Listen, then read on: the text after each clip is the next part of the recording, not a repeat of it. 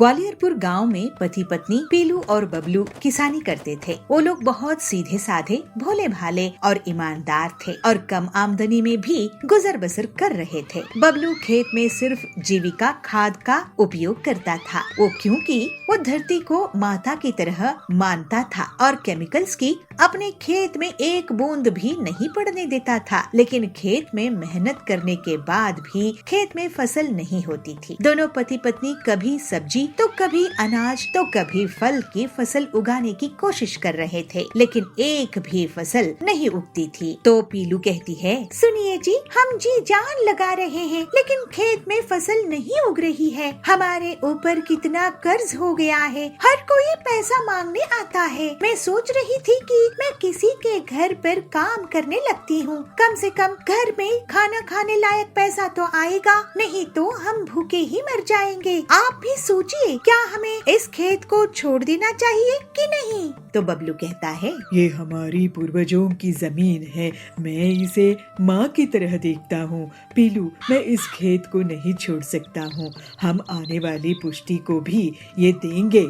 आजकल सभी अपने खेत में केमिकल छिड़काते हैं और धरती की इज्जत नहीं करते हैं। मैं इसमें फसल के लिए जीविका खाद ही डालूंगा और इस खेत में किसानी करूंगा।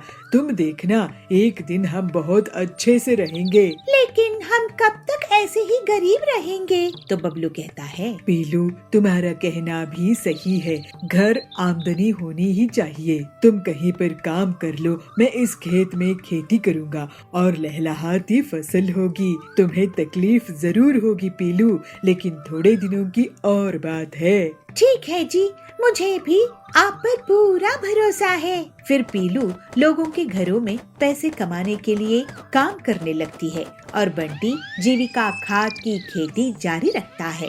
बहुत दिनों तक वो ऐसे ही धूप में मेहनत करता रहता है।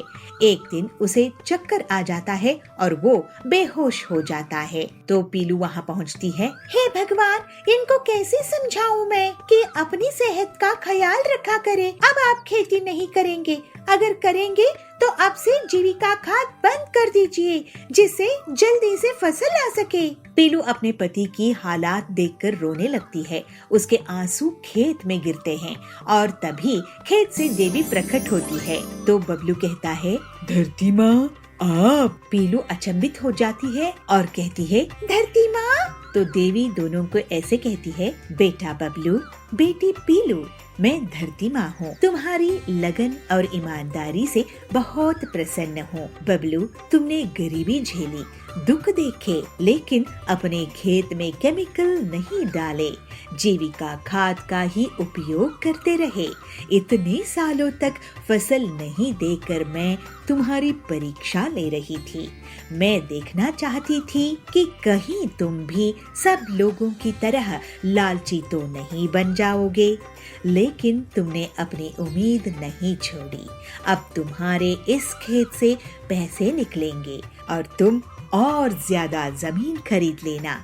जीविका खाद का उपयोग करना तुम्हारी हर फसल को मेरा आशीर्वाद है। ऐसा कहकर देवी वहाँ से चली जाती है और उनके वरदान के कारण अब बबलू के खेत में हर तरह की फसल उगने लगी। वो फल, सब्जी, अनाज सब कुछ उगाता था और भरपूर मात्रा में उगाता था। फसल अब मुनाफे में बिकने लगी और वो बहुत जल्दी ही बहुत अमीर हो गया। पीलू और बबलू को अपनी ईमानदारी और नेक दिली के कारण वरदान मिला, जिससे उनका जीवन हमेशा के लिए अच्छा हो गया। अब वो हंसी खुशी रहने लगे। बेलापुर गांव के जंगल में हर साल बहुत ठंड पड़ती थी और बर्फ गिरती थी। इस दौरान सारे पक्षी अपने लिए स्वेटर पहले से जमा कर लेते थे, लेकिन जब से इस गांव का मुखिया कड़कनाथ कौवा बना, तब से वो अपने दोस्त जाबाज चील के साथ पहले से स्वेटर का स्टॉक जमा कर लेता था और बाद में ज्यादा दामों में उसे बेचता था। कोई आवाज उठाए तो वो दोनों दादागिरी दिखाते थे और किसी की भी नहीं सुनते थे। जाबाज जी, आपकी स्वेटर पहनने के बाद खुजली होती है और ये गर्म भी कम होती है। हरिया काका, तुम बूढ़े हो गए हो इसलिए खुजली होती है और ज्यादा ठंड लगती है। मेरे स्वेटर तुम्हें पहनना है तो पहनो, नहीं तो भागो यहाँ से। मुझे अपनी स्वेटर की शिकायत नहीं सुननी है। हमारी दुकान के अलावा कहीं स्वेटर मिलेगी नहीं, समझे? उनकी इस दादागिरी से सब घबराए हुए रहते थे। एक बार पीलू अपने पति बंटी कबूतर के साथ जंगल में रहने आती है और वो उसका पति मिलकर स्वेटर की दुकान खोल लेते हैं। पीलू घर में स्वेटर बनाती थी और बबलू दुकान में बेचता था। सुनिए जी, बहुत मुश्किल से हमने पैसे जोड़कर ये स्वेटर बुनाई का काम शुरू किए हैं। अगर सब अच्छा चला तो जल्दी ही हम अपने लिए एक दुकान खरीद लेंगे और उसके बाद खुद का घर खरीद लेंगे। हाँ पीलू, हमें आगे अपने होने वाले बच्चों के बारे में सोचना होगा। वैसे मुझे लगता है कि तुम्हारे हाथ की स्वेटर को पूरे जंगल वाले पसंद करेंगे। ऐसे ही कुछ दिन बीत जाते हैं और पीलू और बंटी की दुकान अच्छे से चलने लगती है। पीलू की स्वेटर बहुत डिजाइनर और अच्छी क्वालिटी के ऊन से बनी होती थी, जिसके कारण औरतें और लड़कियां उन्हें बहुत पसंद करते थे। कम दाम होने की वजह से सभी पक्षी उन्हीं के यहाँ स्वेटर खरीदते थे। जाबाज की दुकान में भीड़ कम लगती है। ये देखकर जाबाज गुस्से में आ जाता है और पीलू और बंटी की दुकान जाता है। सुना है तुम लोग जंगल में नए नए हो। मैं जाबाज चील हूँ, कड़क सेठ का पक्का दोस्त। तुम्हें पता नहीं है क्या, पूरे जंगल में मेरी ही स्वेटर की दुकान थी। तुम लोग स्वेटर कैसे बेचने लगे? चलो अपनी दुकान बंद करो। अरे जाबाज जी, आप हमें क्यों तंग कर रहे हैं? आप भी अपनी स्वेटर की क्वालिटी ठीक कर लो तो इतने ठंड में ऐसे भी लोग स्वेटर खरीदेंगे ना। बंटी कबूतर, तू मुझे सिखा रहा है, अभी तुझे मजा चखाता हूँ। और जाबाज उनकी दुकान को तोड़ फोड़ देता है। तभी वहाँ पर कड़क सेठ आता है। कड़क जी, आप यहाँ के मुखिया हैं। इस जाबाज चील से हमारी रक्षा करो। ये सही कह रहा है, तुम लोग कोई और काम धंधा कर लो। पीलू और बंटी समझ जाते हैं कि कड़क उनकी मदद नहीं करेगा। अब हमारा क्या होगा? बड़ी मुश्किल से हमने दुकान शुरू की थी। लोगों को हमारे स्वेटर्स कितने पसंद आ रहे थे। अब क्या हम मजदूरी करेंगे? तुम देखना पीलू, एक दिन इस जाबाज को और इस कड़क सेठ को इनके बुरे कर्मों की बहुत बड़ी सजा मिलेगी। ऐसे ही कुछ दिन बीत जाते हैं और ठंडी का मौसम आ जाता है। पूरे जंगल में बर्फबारी शुरू हो जाती है। सुनो जाबाज, मुझे पता चला है कि इस बार बहुत ज्यादा बर्फबारी होगी। इस बार जंगल बर्फ से ढक जाएगी। ऐसा पहले कभी नहीं हुआ था। बहुत ठंड भी पड़ेगी। ये तो बहुत अच्छी खबर है खड़क। तूफानी बर्फबारी में हम और भी ज्यादा पैसे कमाएंगे और ज्यादा दामों से स्वेटर बेचेंगे और कोई हमें मनमानी करने से रोक नहीं पाएगा, क्योंकि लोगों के पास स्वेटर खरीदने के लिए कोई और दुकान ही नहीं है ना।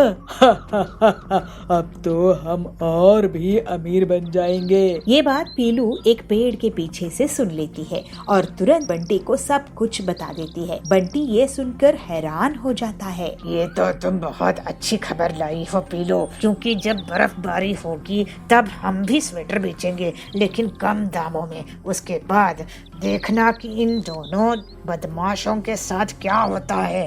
पूरा जंगल इनकी पिटाई कर देगा। जल्दी ही बर्फबारी शुरू हो जाती है और पूरा जंगल बर्फ से ढक जाता है। ठंडी तूफानी हवाएं चलती है और ठंड बढ़ जाती है। ऐसे में कड़क और जाबाज अपनी स्वेटर बेचने के लिए निकलते हैं और गांव वालों से एक स्वेटर के 1000 रुपए वसूल करने लगते हैं। यह बहुत गलत बात है। आप हम लोगों की मजबूरी का फायदा उठा रहे हैं। इतनी मुसीबत में हमारे पास खाने के लिए पैसे नहीं हैं और आप 1000 की स्वेटर बेच रहे हो। क्या करे बबली, कोई और स्वेटर भी तो नहीं बनाते हैं। एक पीलू थी, उसकी दुकान भी इन्होंने बंद करवा दी। सुनो, तुम लोगों को खरीदना है तो खरीदो, नहीं तो भागो यहाँ से। हाँ, ज्यादा हल्ला मत करो, तुम्हारी मजबूरी है तो हम क्या करें। तभी वहाँ पर पीलू और बंटी आ जाते हैं और अपनी स्वेटर को सिर्फ 5 500 रुपए में लोगों को बेचने लगते हैं। किसी किसी को तो वो 200 रुपए में भी स्वेटर दे देते हैं। सस्ते और अच्छी क्वालिटी के स्वेटर्स ले लो।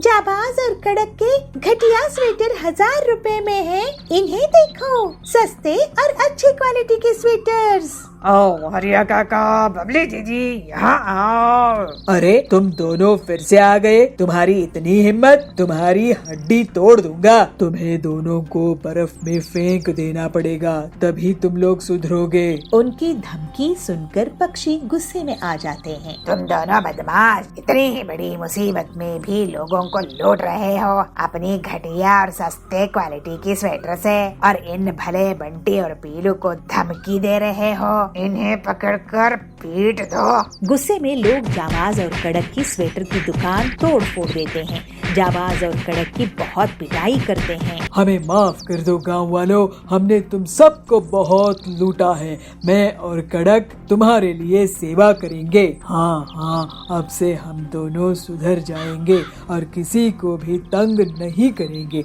हमने तुम्हारी मुसीबत में साथ देने के बजाय तुम्हें डराते धमकाते रहे। हमें माफ कर दो। थोड़े दिनों बाद तूफान और बर्फबारी रुक जाती है। पीलू और बंटी स्वेटर्स बनाना जारी रखते हैं। बंटी जी, हमारी दुकान आसपास के जंगल में भी फेमस हो गई है। अब तो बहुत ग्राहक आने लगे हैं और अब हम अपनी खुद की बड़ी दुकान खोलेंगे और घर भी लेंगे। आपकी हिम्मत की दाद देनी पड़ेगी। आप कड़क और जाबाज को सही समय पर सही जवाब दिए। ये सब तुम्हारी मेहनत और गांव वालों की प्यार की नतीजा है पीलू। और फिर सब लोग हंसी खुशी रहने लगते हैं।